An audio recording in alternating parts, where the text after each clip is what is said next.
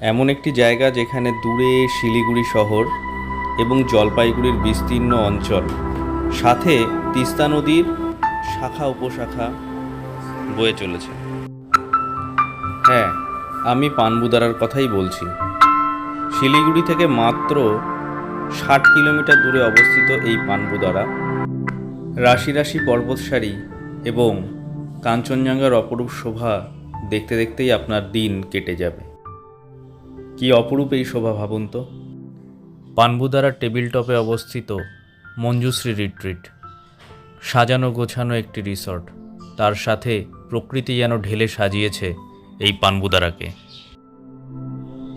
দূরে দেখা যাচ্ছে কালিম্পং শহর এবং তারই ঠিক ওপরে মাউন্ট এভারেস্ট।